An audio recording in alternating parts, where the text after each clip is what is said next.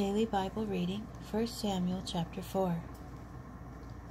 Israel marched out to engage the Philistines in battle. They encamped near Ebenezer, while the Philistines encamped at Aphek.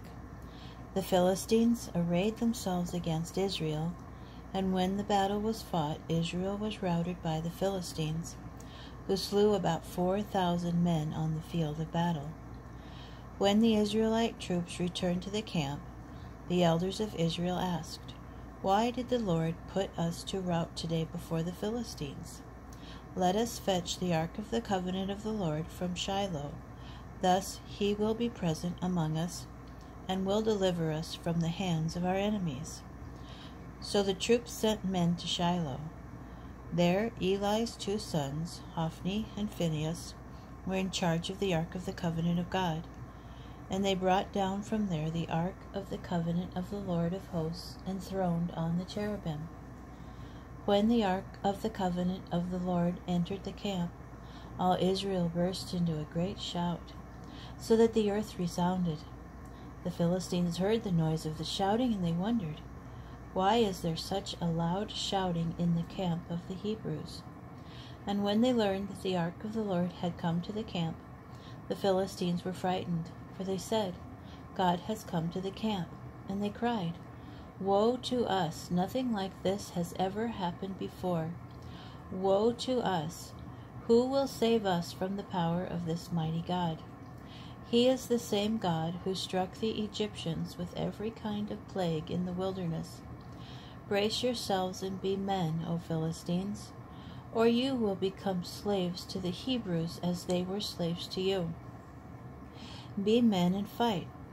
The Philistines fought, Israel was routed, and they all fled to their homes. The defeat was very great. 30,000 foot soldiers of Israel fell there. The ark of God was captured, and Eli's two sons, Hophni and Phinehas, were slain. A Benjaminite ran from the battlefield and reached Shiloh the same day. His clothes were rent, and there was earth on his head. When he arrived, he found Eli sitting on a seat, waiting beside the road, his heart trembling for the ark of God. The man entered the city to spread the news, and the whole city broke out in a cry. And when Eli heard the sound of the outcry and asked, "What is the meaning of this uproar?" the man rushed over to tell Eli. Now Eli was 98 years old. His eyes were fixed in a blind stare.